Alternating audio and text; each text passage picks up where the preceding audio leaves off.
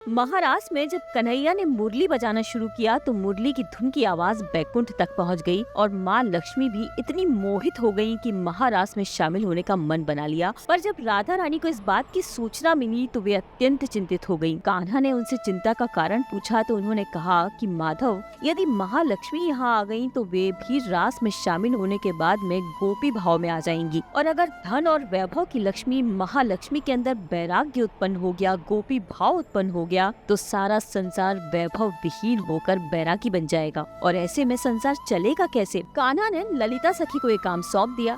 अब जब लक्ष्मी जी आई और ललिता सखी ने उन्हें अंदर जाने से रोका, अब महालक्ष्मी हो गयी अत्यंत रुष्ट और यमुना पार बेल वन में वृंदावन की तरफ मुख करके बैठ गयीं और भगवान कृष्ण की आराधना करने लगी। जब रात समाप्त हुआ और भगवान कृष्ण थक गए तो वे लक्ष्मी जी के पास आए और उनसे कहा कि मुझे बड़ी भूख लगी है। तब कहा जाता है कि लक्ष्मी जी ने अपनी साड़ी से अग्नि प्रज्वलित कर खिचड़ी बनाई थी और भगवान कृष्ण को खिचड़ी खिलाई थी। उनके हाथों से बनी खिचड़ी खाकर भगवान कृष्ण प्रसन्न हो गए, उनकी थकान मिट गई और उसके बाद लक्ष्मी जी ने भगवान से ब्रज में उसी स्थान पर रहने की आज्ञा मांगी थी जिस पर कृष्ण ने सहर्ष स्वीकृति दे दी थी। इस बेल वन में महालक्ष्मी आज भी विराजी हुई हैं और यहाँ पौष माह में मेला लगता है, क्योंकि ऐसा कहा जाता है कि पौष माह में ही यहाँ पर भगवान कृष्ण और लक्ष्मी जी का मिलन हुआ था। राधे राधे।